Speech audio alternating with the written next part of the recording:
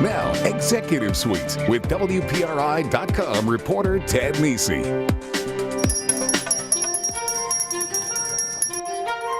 Tis the season for giving. With New Year's Eve just around the corner, many people are thinking about making some end-of-the-year donations to charities. This week on Executive Suite, something a little different. We spotlight 3 local not-for-profit organizations making a difference: the Providence After School Alliance, the Boys and Girls Clubs, and the Ronald McDonald House. Welcome to Executive Suite. I'm Ted Nesi, and this is our last show of 2013, and so we thought we'd do something a little different, as I said, highlighting 3 nonprofits. And first off, very pleased to be joined by Hillary Salmons. She is the Executive Director of the Providence After School Alliance, maybe better known as PASA. So Hillary, thank you for being here. Ted, it's great being here. Let's start with the basics. What is PASA? What do you do at your organization? Well, PASA is a public-private after-school system in Providence that brings high-quality after-school summer and expanded learning to about 40% of the middle school youth and high school youth as well. We call it the After Zone for middle school and the Hub for high school kids. How did it get started, and why does it matter? Why is this important? Well, about 10 years ago, then Mayor David Cicilline corralled a whole group of youth and nonprofit organizations, about 100 of them, and we did about a half a year of planning. And the problem we all identified in terms of after-school expanded learning was that there were way too many kids on the streets, particularly middle school and high school, and they were missing the opportunity to learn. And there was this patchwork quilt of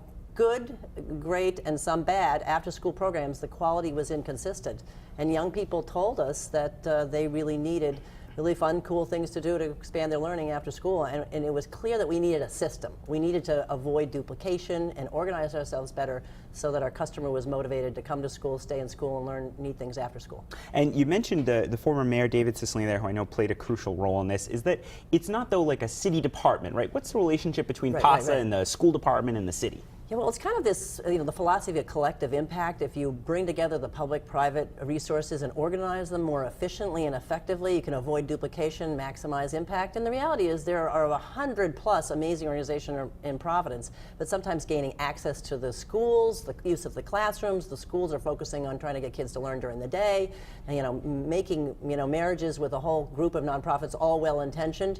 You kind of need a broker. We're kind of like the TF Green Airport Authority of after school, and if we can streamline, make sure that there's high quality, do the vetting of the organizations, organize a unified schedule, and really every kid in Providence in the middle school gets like a course catalog, thanks to us, that gives them the choice of picking, Southside Land Trust or Save the Bay or Boys and Girls Club or CrossFit, really cool things to do. But before that was like something they had to go find, and now it's offered to them with enough clarity that they can do that a couple days a week, 4 seasons a year. And one of the most interesting things about PASA, I think, especially for viewers of this program, is the way it's structured. You're not just throwing these kids in a gym for 3 hours and say, please don't go join a gang or something. You have these structured lineups of classes, and you actually partner with companies, among other organizations. Explain that. Yeah, well, what we do is we focus a lot on quality. We really think that their customer is looking for a meaningful learning experience, and we've got to be sure that everybody And when you say the work. customer, you mean these kids, these students. Kids are our customer, and the reality is if they don't show up, if they're coming voluntarily, if they disappear because this is boring and they can go play a better video game, we've got to really make sure we're engaging and we're interesting. So making sure that our after-school partners, the teachers in the schools and the nonprofits, of which there are over 75, really understand how to connect to middle school youth and how do we ensure we have a really great experience, and we actually make sure that it relates to things that they're going to need for the future, like teamwork, problem solving, real life skills. And quite frankly, a lot of our kids don't have the context for learning that I think kids in wealthier neighborhoods have. Those parents spend a lot of time getting their kids to museums and on Save the Bay boats and out experiencing learning. And what we're doing is bringing those same kind of experiences into the schools. So young kids are, building submersible submarines with sea perch, or building go-karts that are solar powered that they can race down the street. Go to a museum. Kids that have never really been to a museum before, or think the beach is the Lincolnwood Pond as opposed to our Narragansett Bay. So how do we get them to have that context for learning, which is essential for them to do well in school and succeed. And you've been doing this now for a number of years. What do you feel it's successful? What are the impacts you see? How do you measure if it's working? Yeah, well, one of the measures we have is we actually know we're increasing school attendance. You know, you come to school when there's really cool things to do with your friends, and it's related to and relevant to what goes on during the day.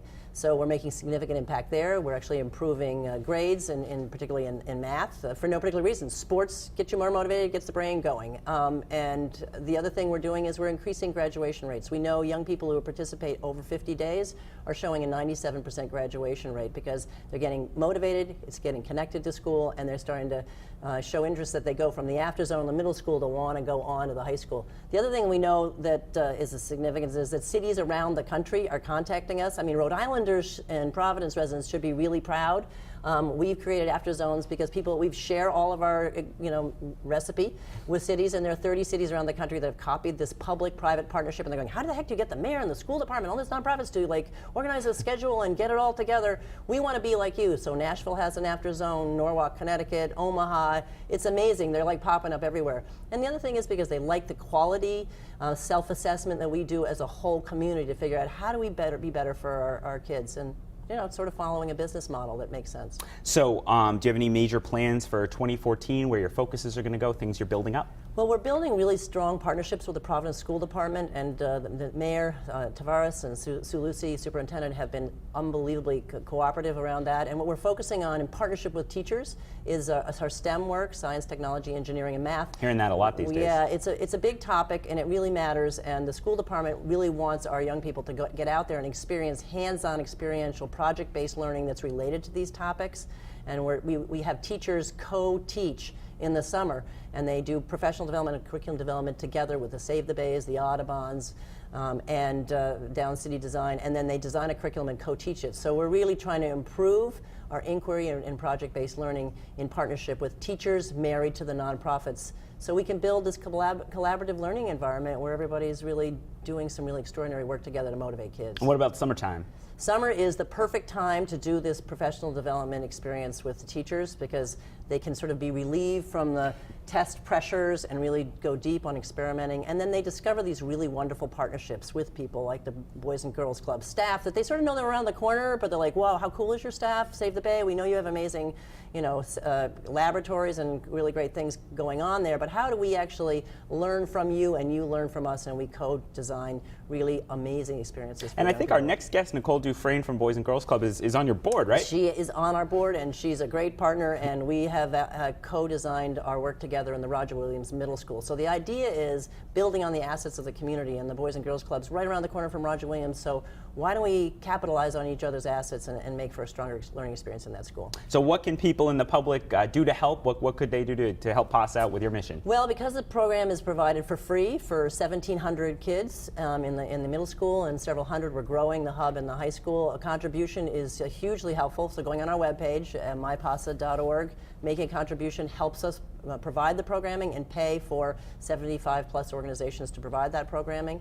And business partners who want to join us and help with our high school students, we're actually doing ELOs, Learning Beyond the Classroom, and we like the business community to mentor them on blogs, come to their final presentations, and in some cases give them internships because they're so wowed by the talent in our Providence schools. What's the URL once more? It's mypasa.org. All right, we have to take a break. Thank you, Hillary Salmons, for joining me. When we return, the oldest Boys and Girls Club in the United States is continuously operating, is right here in Providence, and we'll be joined and we'll be talking about their work. Stick with us on Executive Suite.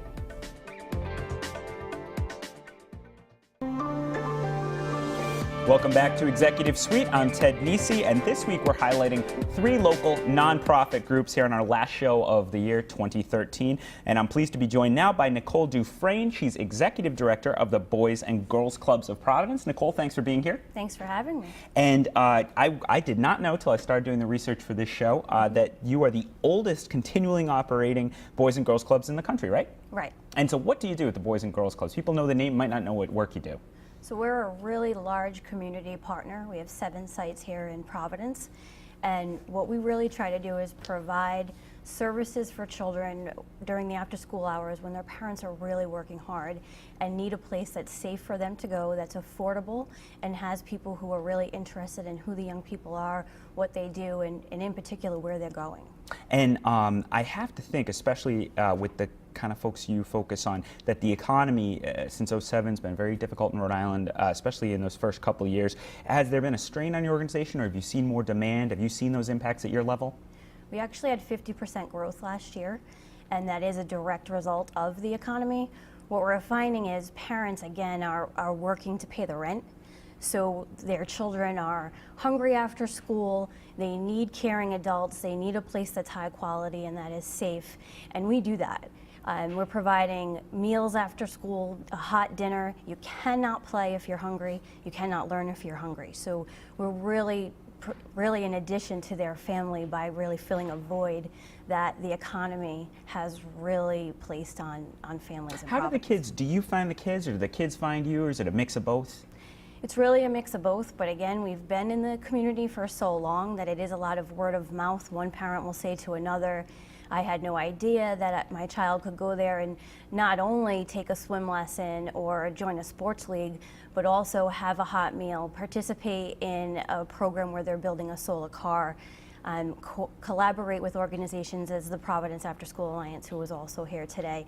They really tell each other, and it comes from trust and the judgment of families. And sometimes people have described in the past Boys and Girls Clubs as gym and swim, but I know it's changed enormously, it's grown enormously, the types of different programs you offer. Talking to Mike, who works with you, one of your PR folks, how is your mission and your activities different today from how it was in the past, not just in the 1860s when the Civil War was going on, but even in more recent years? Yeah, so mission has always been the same, to help develop productive citizens.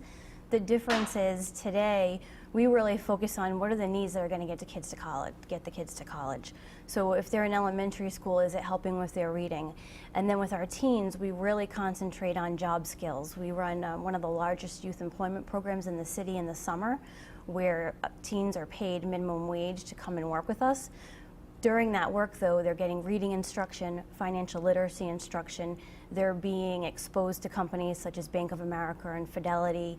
They're learning the trades. They're giving back to the community by helping the Boys and Girls Club. So there's a wide array of programs now that really are helping kids to get out of high school and hopefully go on to college. And we've read a lot in recent years about declining support for after-school programs that are run out of the government, for example. How has it been for you in terms of reaching resources, and where do you find your support that lets you do these programs? So it does become increasingly difficult because lots of not-for-profits are going for the same dollar. So you really have to distinguish yourself. And also what I believe is collaboration. When not-for-profits get together, donors get the most out of their investment.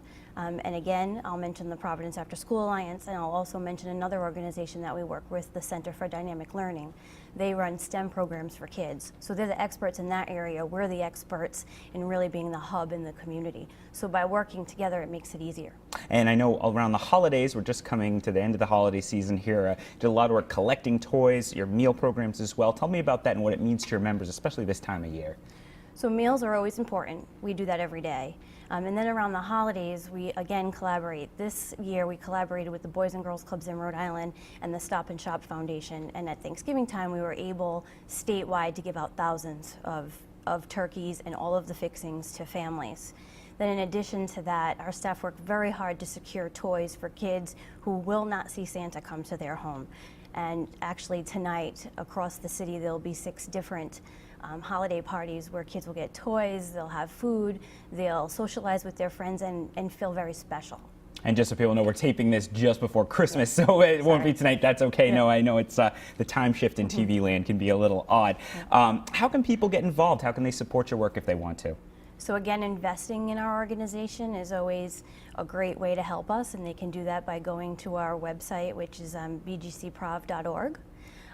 We're always looking for alumni to identify themselves.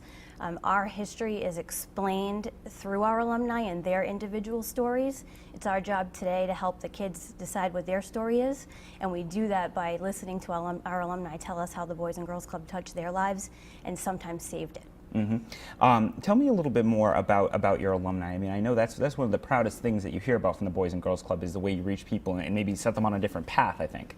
Yeah, a lot of alumni say to us, honestly, that we did save their life in one way or another. A couple of people in particular will tell me that they moved several times throughout their childhood, and we were the only consistent place that they were able to go while they were a young person, with consistent adults being there for them, and that actually helped them to save their life and helped them get on a path to where they're successful adults today.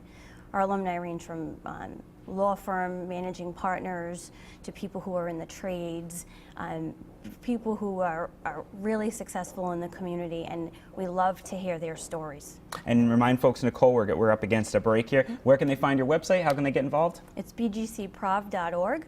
And they can always call our organization at 444-0750. All right, we have to take another break, but I want to thank Nicole Dufresne for being here from the Boys and Girls Club. Up next, how a symbol of greasy French fries became a symbol of hope and support for people who are going through medical crises in their families. Stick with us on Executive Suite.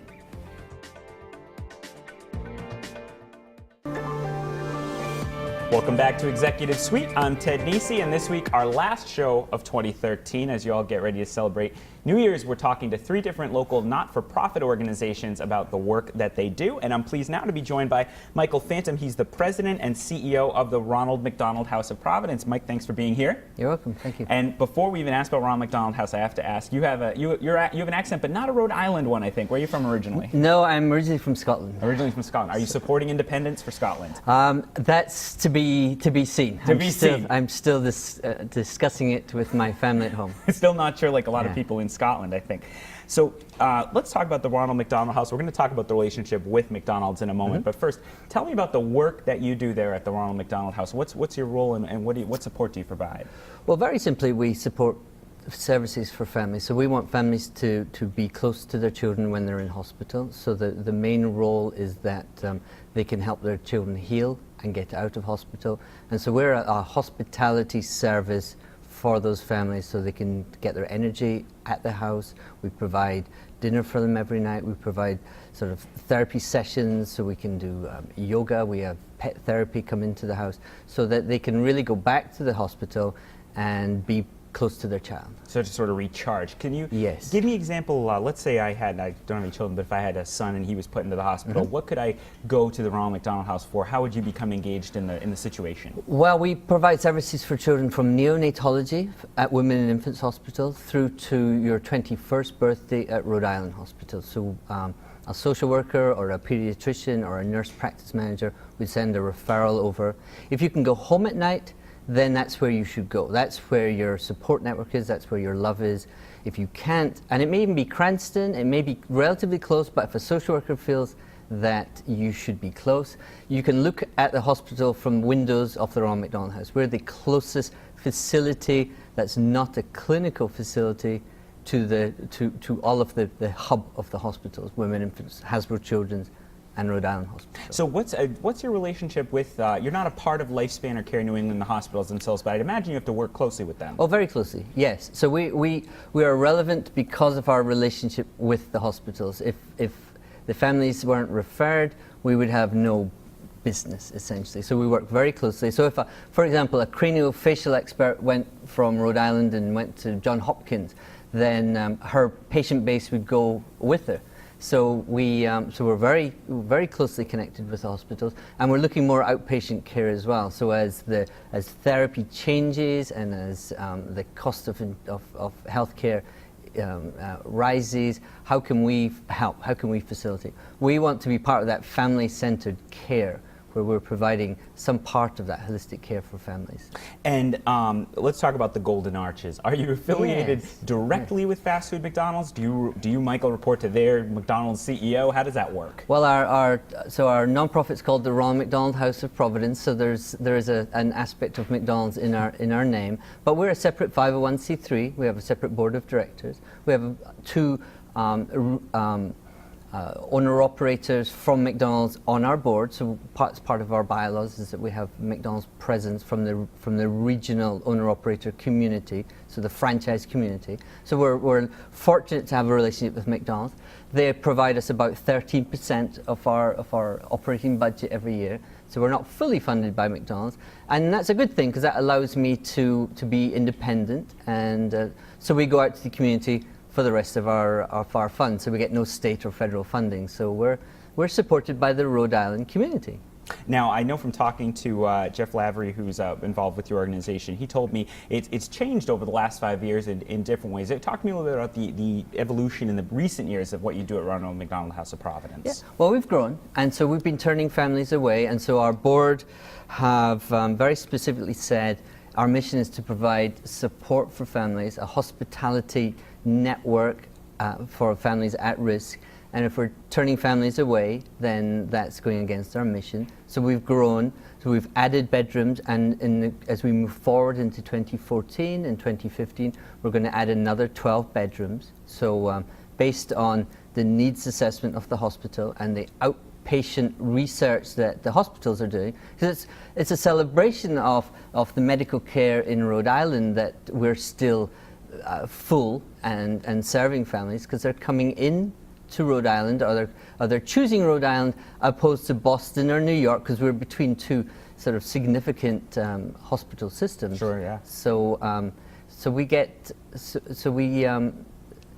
need that to maintain that growth into 2015. And I think I've read that a capital campaign is coming up now partly to fund that growth. So right? we'll get into that phase. We're still sort of navigating some of the initial dollars, but yes. So we know what we're going to build. We know we need 12 bedrooms. We know where they're going to go. We just haven't. We haven't started yet. We haven't put the shovel in the ground. Yeah. So another scoop here on Executive Suite there. We're getting the information out there. How do people find out about the house and its mission? People who aren't going to the hospital maybe want to help, see if they can be supportive. What kind of support do you need, and how can people get involved? So we're heavily driven by volunteerism. So we have a small staff, but we have about 150 volunteers that man the house on a daily basis, 7 days a week. And we have a family room on the 4th floor of Hasbro Children's Hospital. So we're always looking for volunteers. The family room in Hasbro is only open when we have volunteers. So that's a very clear metric of success. If we're closed, then we've not done our job.